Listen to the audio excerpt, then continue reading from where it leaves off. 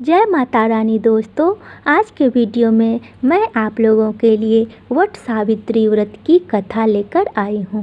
कहते हैं कि वट सावित्री व्रत की कथा सुनने से अखंड सौभाग्य की प्राप्ति होती है और मनोकामनाएं पूर्ण होती हैं। कथा इस प्रकार है।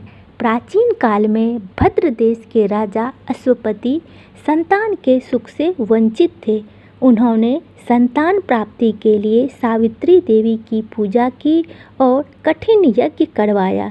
इससे उनके घर में कन्या का जन्म हुआ और राजा को संतान सुख की प्राप्ति हुई।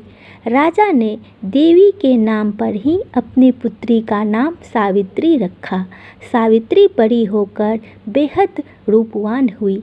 योग्य वर न मिलने की वजह से सावित्री के पिता दुखी थे। उन्होंने कन्या को स्वयं वर तलाशने भेजा। सावित्री तपोवन में भटकने लगी। वहाँ साल्व देश के राजा द्युम्नसेन रहते थे, क्योंकि उनका राज्य किसी ने छीन लिया था। उनके पुत्र सत्यवान को देखकर सावित्री ने पति के रूप में उनका वरण किया। ऋषिराज नारद को जब यह बात पता चली तो वह राजा अश्वपति के पास पहुँचे और कहा कि सत्यवान गुणवान है, धर्मात्मा है और बलवान भी है, पर उसकी आयु बहुत छोटी है। वह अल्पायु है। 1 वर्ष के बाद ही उसकी मृत्यु हो जाएगी। नारद की यह बात सुनकर राजा घोर चिंता में डूब गए।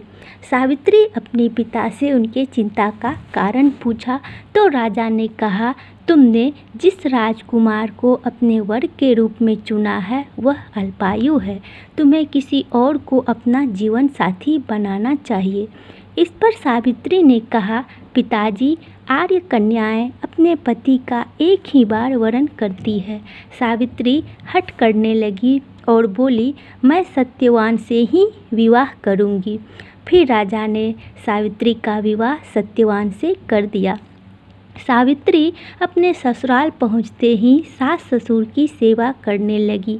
समय बीतता गया।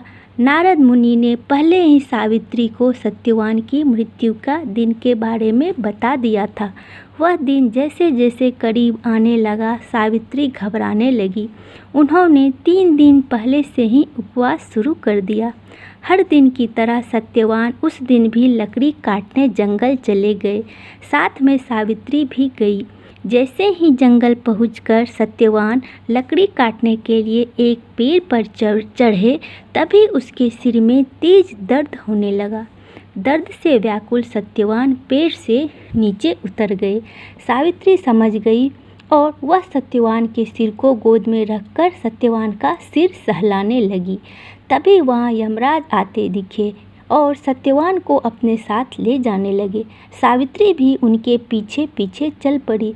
यमराज ने सावित्री को बहुत समझाने की कोशिश की, लेकिन सावित्री नहीं मानी।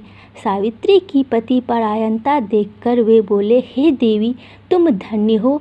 तुम मुझसे कोई भी वरदान मांगो और यहाँ से लौट जाओ।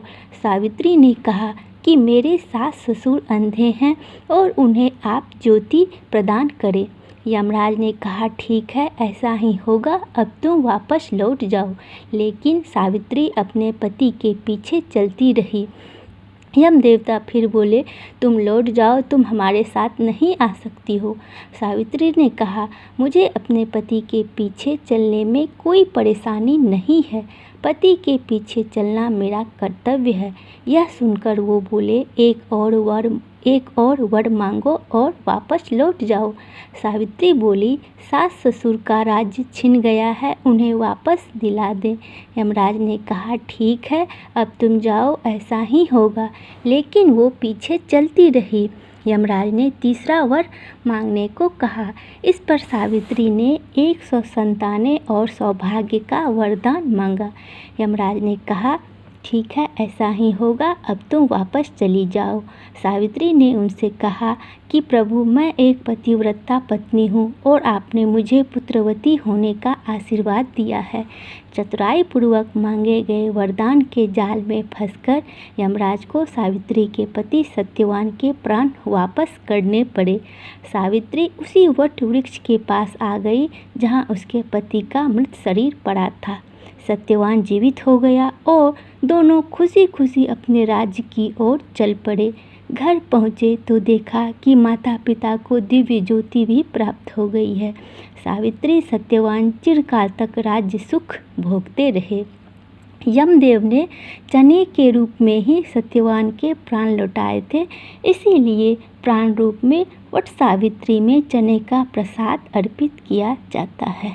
तो दोस्तों, ये रही वट सावित्री व्रत की कथा। आपको ये कथा अच्छी लगे तो इसे लाइक और सब्सक्राइब जरूर कर दें। धन्यवाद। जय माता रानी।